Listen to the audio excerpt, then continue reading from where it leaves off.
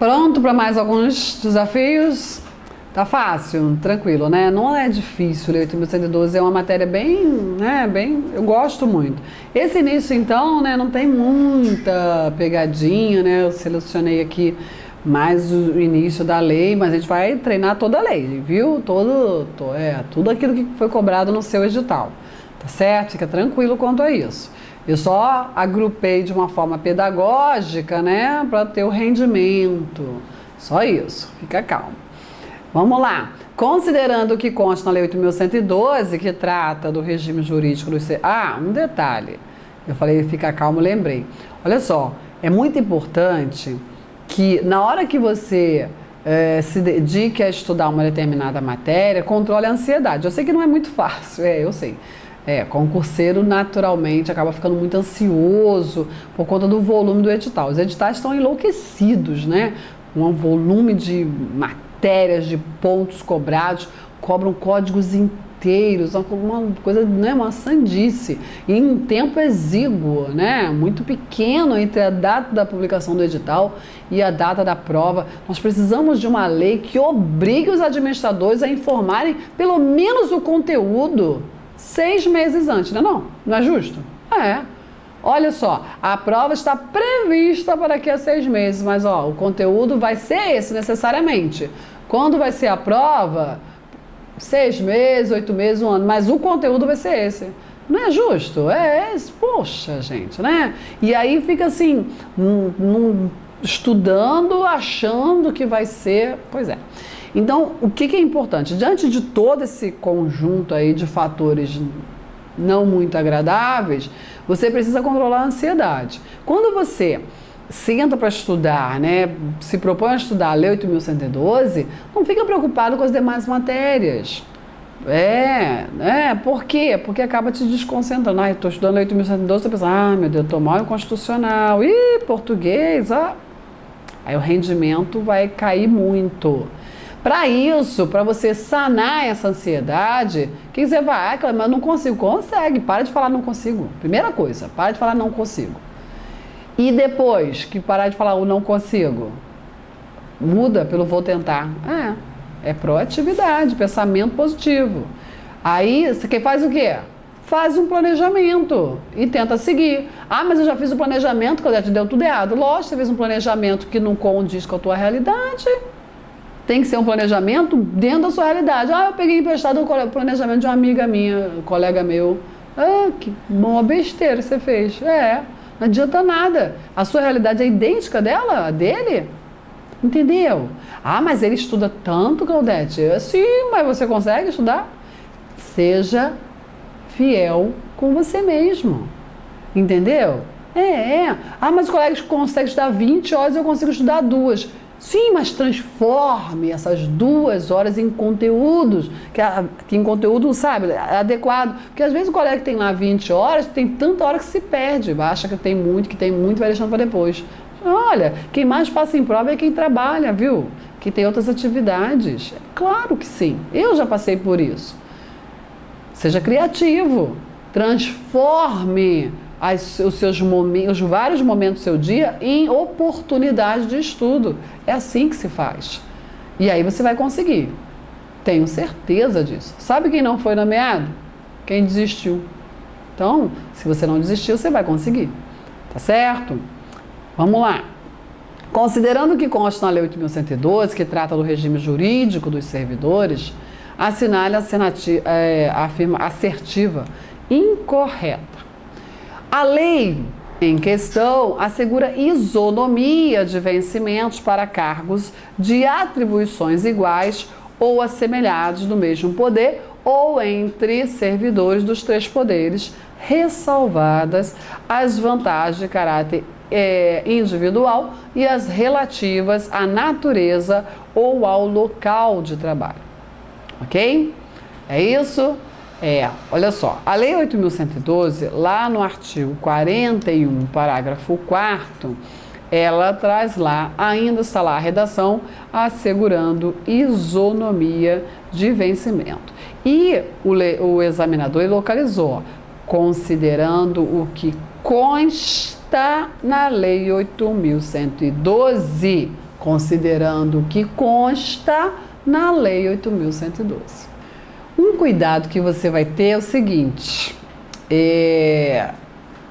em 1998, aquela emenda 19, né, que provocou a chamada reforma administrativa, alterou a base constitucional desse artigo da Lei 8.112. Esse artigo, ele se apoiava, né, no artigo 39, parágrafo 1º da Constituição Federal. Exatamente. Só que aí, que tinha essa história de isonomia, né, de vencimento para cargos de atribuições iguais, assemelhado do mesmo poder entre servidor dos 3 poderes, né? Que é um problema sério por conta da autonomia institucional de cada estrutura. Aí mudou. A lei constitucional, né, a norma constitucional do parágrafo 1º desde 1998, diz o seguinte, olha lá, a fixação dos padrões de vencimento dos demais componentes do sistema remuneratório tem que observar o grau de responsabilidade, a natureza, né, e grau de responsabilidade, complexidade dos cargos, os requisitos para investidura superior, né, nível médio, peculiaridade dos cargos. Então não tem mais essa questão da isonomia. Mas aí eu já grifei, né? Pois é, Claudete, então isso aqui é inconstitucional? É inconstitucional. Deveria estar cobrado na sua prova como certo? Não devia. Mas, além de saber a matéria, você tem que saber fazer prova, né? O que disse o examinador? Considerando o que consta na Lei 8.112. Qual é a ordem, qual é, né, o recado que ele está te dando? Ô candidato, não quero saber a sua opinião, não quero saber o que está na Constituição, não quero saber a doutrina, a jurisprudência, não quero saber nada. Eu quero saber o que está lá na Lei 8.112. Ah, é isso que está escrito lá? É tacitamente revogada pela nova redação da emenda 19, né? Tornando isso aqui tacitamente inconstitucional. Sim, mas é isso que está escrito lá? Então tá bom, é isso que eu quero saber. Então tá certo, não tá errado. Entendeu? É desse jeito. Você tem que saber a matéria e tem que ter malícia para resolver e gabaritar uma questão de prova. Tá bom? E coloca isso logo na letra A, né? Que aí, eu já tô cansado de saber, em 1998, mudou, tá errado. Entendeu? E você acha que ele botou na letra A de bobeira? Botou não. Não é? Cuidado.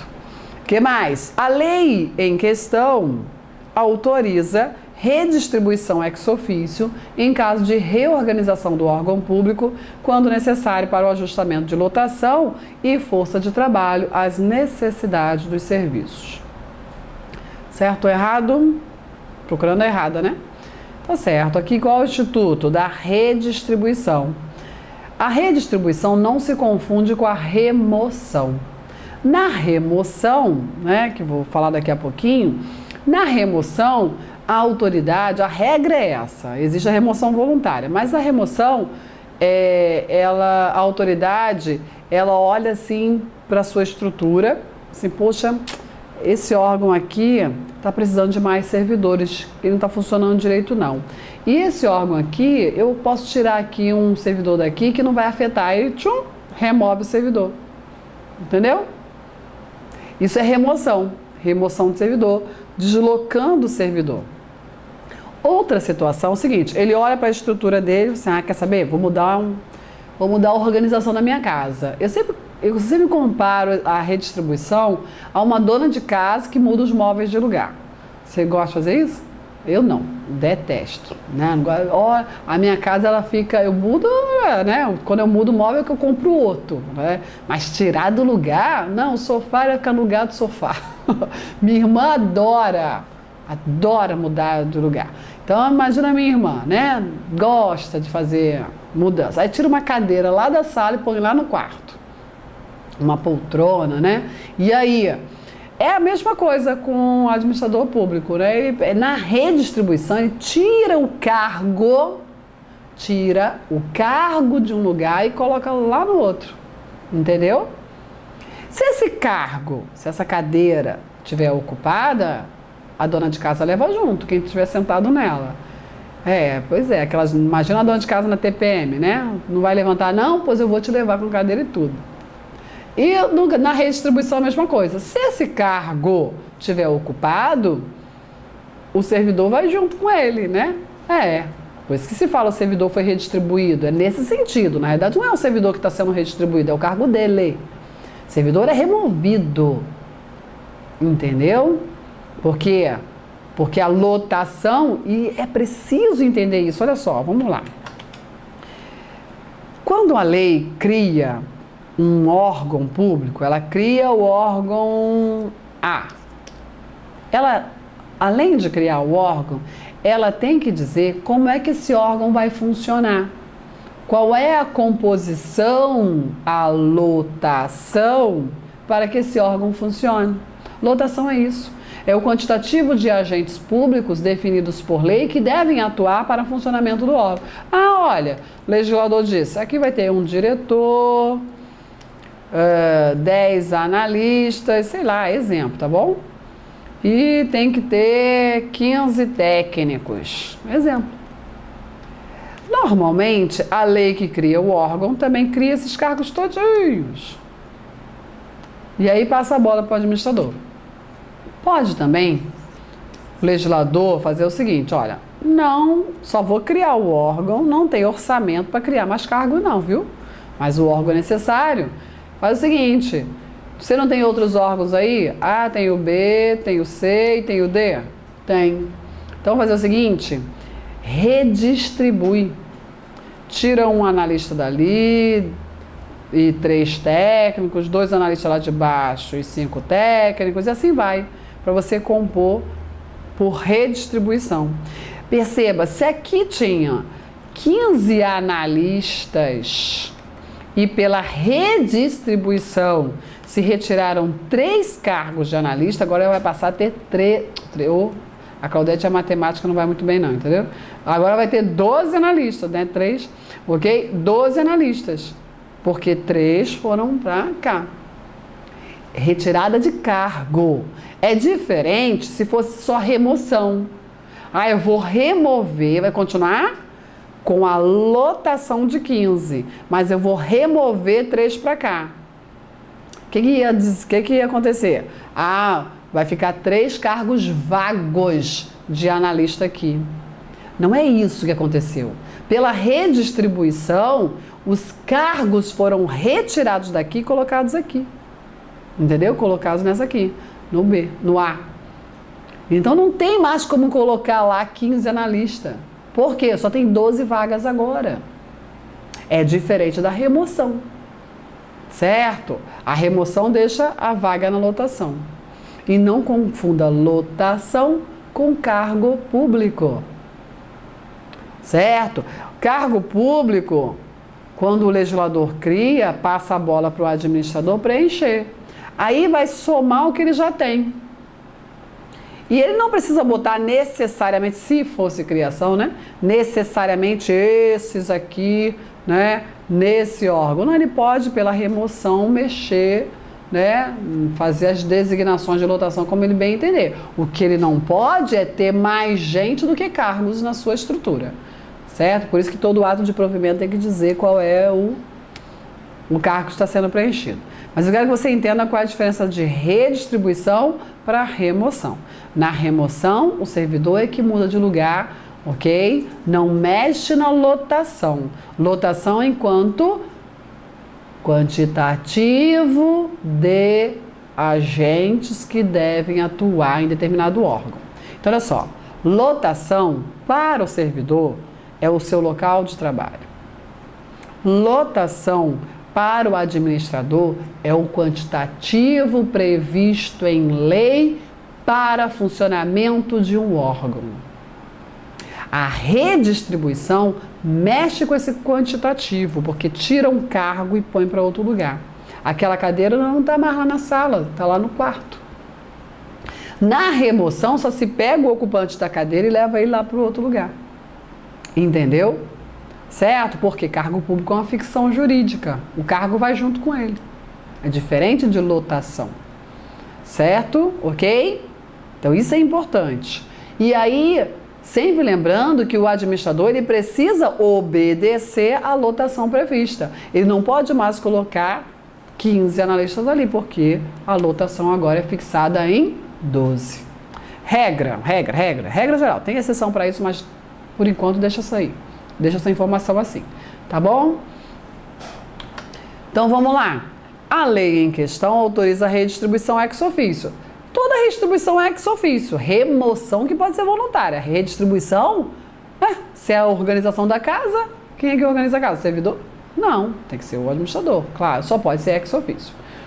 Em caso de reorganização do órgão público, quando necessário para ajustamento de lotação. Ajustamento de lotação e força de trabalho às necessidades de serviço. Ele precisa disso porque ele precisa atender a sua nova necessidade de serviço.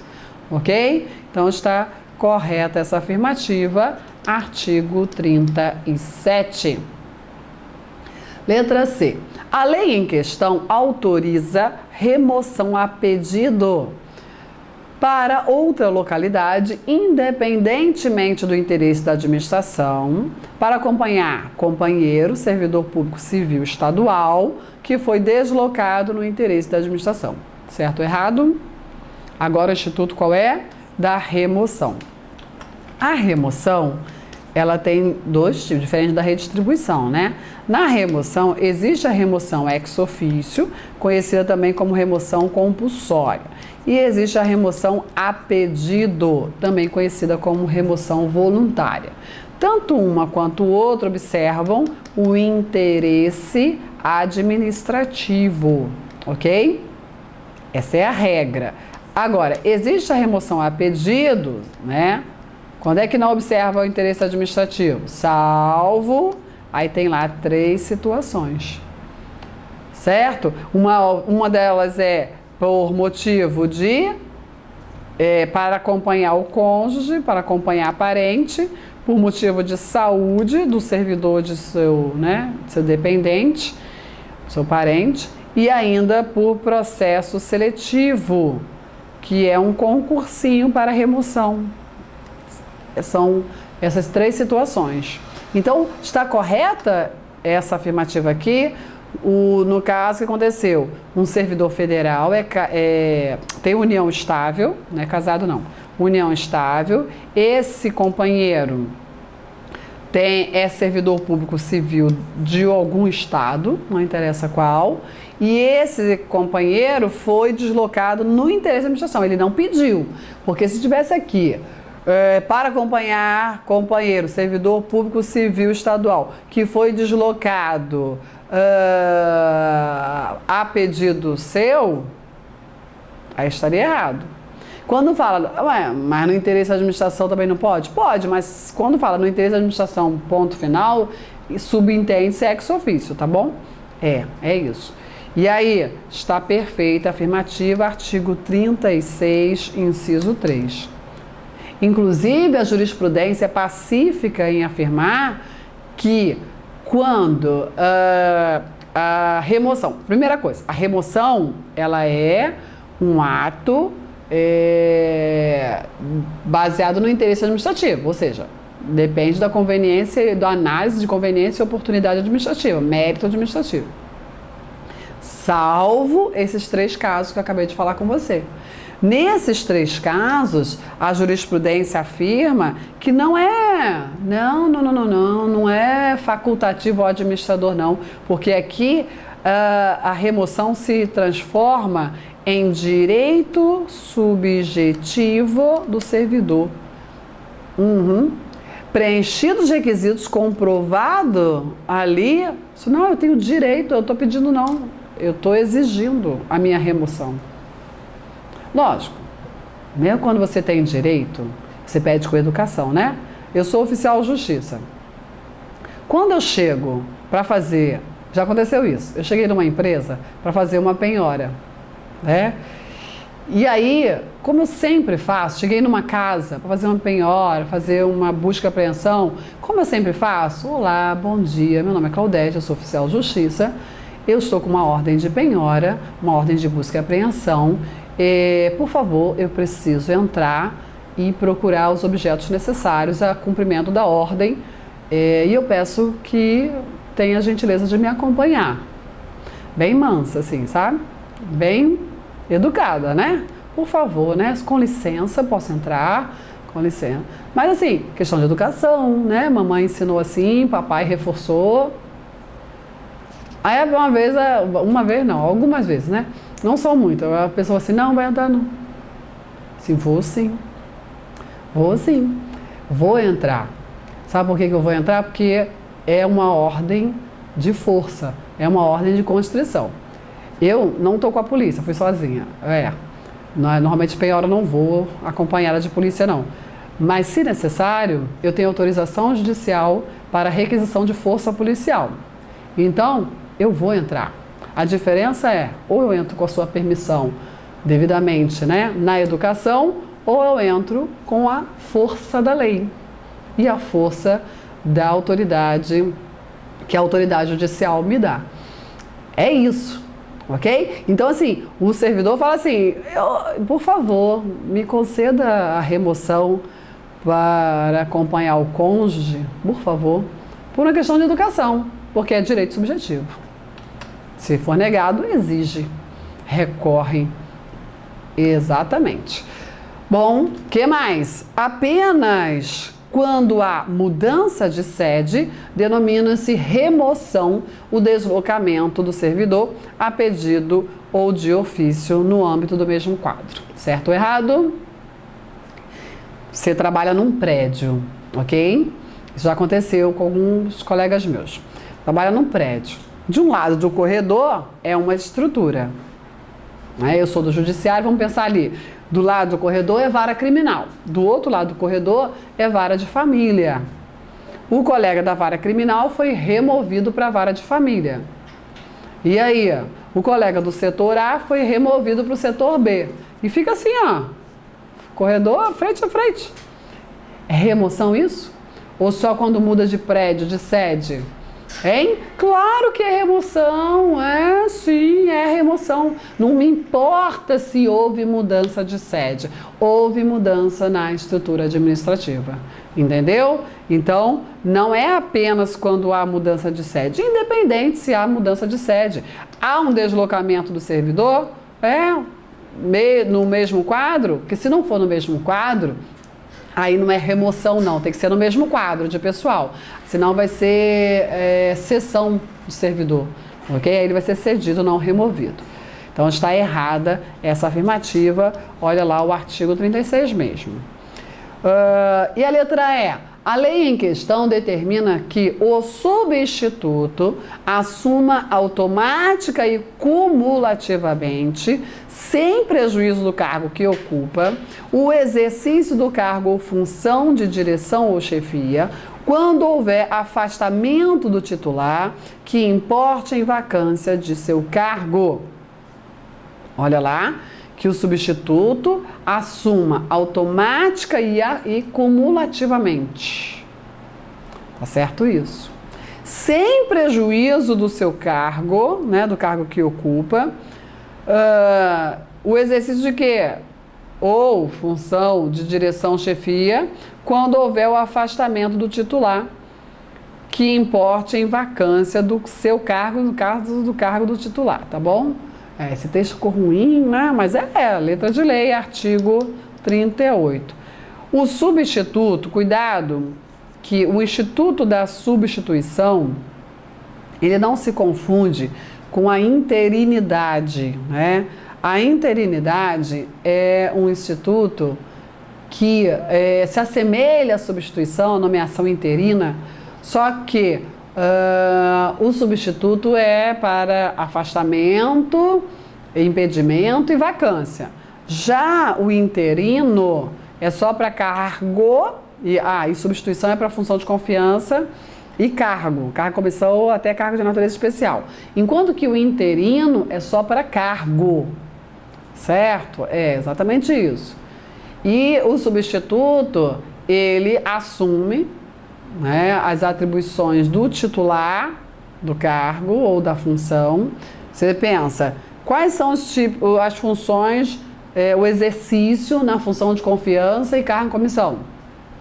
Direção, chefia e assessoramento, não é? Pode um órgão ficar sem direção, uma equipe ficar sem chefia, uma autoridade ficar sem o assessoramento? Não, não pode.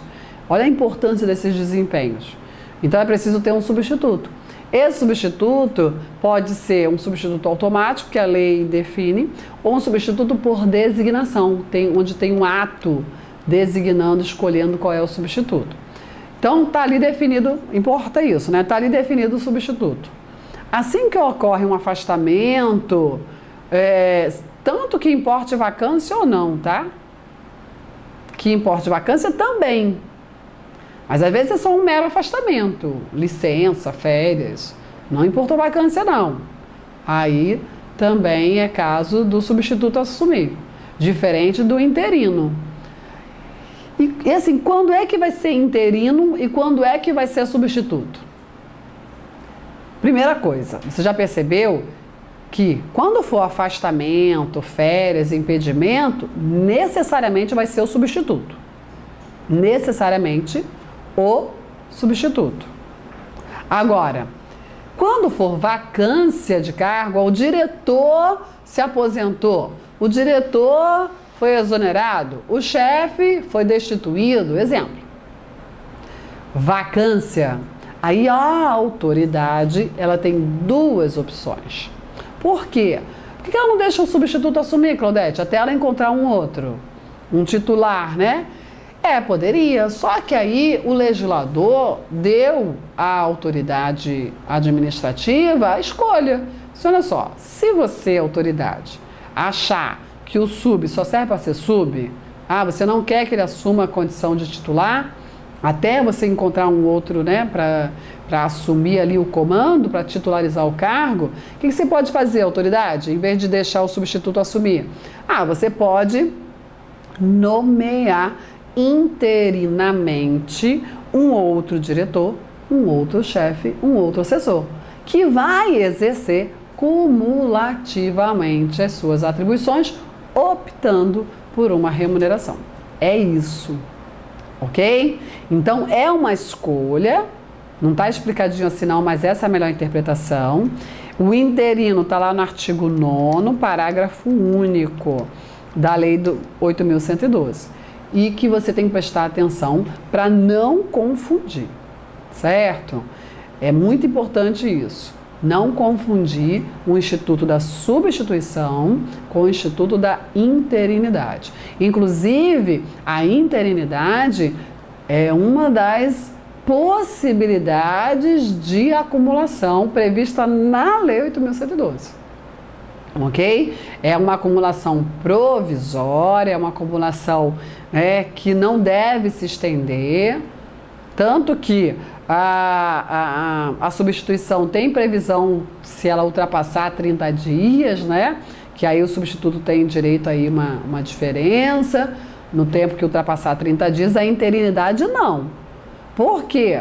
Claudete, e se a interinidade passar de 30 dias? Se ele ficar na condição de interino por mais de 30 dias? Não devia. Exatamente. Por quê? Porque o legislador, ele entende o seguinte, olha, tudo bem, cargo, comissão, função de confiança é de livre nomeação. Mas apesar da gente, o brasileiro tá traumatizado, achando que assim, comissionado deve ser amigo da autoridade, né? Isso aí é conchavo. Não foi essa a ideia. Quando se pensou na livre nomeação, livre exoneração, um dos principais motivos é o seguinte: autoridade, tem pessoas que são altamente qualificadas, que elas não estão atrás de concurso público não estão nem aí para concurso público, né? Não é igual a gente não, né? Estão nem aí, em vez dela ficar vindo atrás da gente, que ela não vai fazer isso, a gente que tem que ir atrás dela. Vai lá, assim, ô doutor, ô cientista, ô pós, né? Mega, super, hiper. Vem cá com esse currículo maravilhoso, vem cá me ajudar aqui a estruturar, a fazer funcionar a estrutura administrativa. Entendeu? É desse jeito. Tanto que fala assim, olha só, vou te dar umas vantagens. Você não precisa fazer concurso público, você vai ocupar uma posição importante, direção, chefia e assessoramento. Se você vai ganhar muito bem. Agora, e também não precisa de maiores formalidades, posso te nomear já, a lei permite. Só tem um detalhe, aí a garantia é minha de livremente te exonerar, tá bom assim? Tá. Concordou, com certeza, certo? Então a interinidade, a ideia é que ela não dure 30 dias. Por isso que o legislador não fez essa previsão. Agora, a substituição, sim, pode ultrapassar 30 dias. Até 30 dias ela é gratuita, após 30 dias tem uma diferença aí a receber na proporção dos dias de excesso a esse prazo inicial de 30 dias. Tá bom? Então, a resposta dessa questão é a letra D, que está incorreta. Show? Tá boa a revisão? Tá tranquila a revisão? Tem mais no próximo bloco.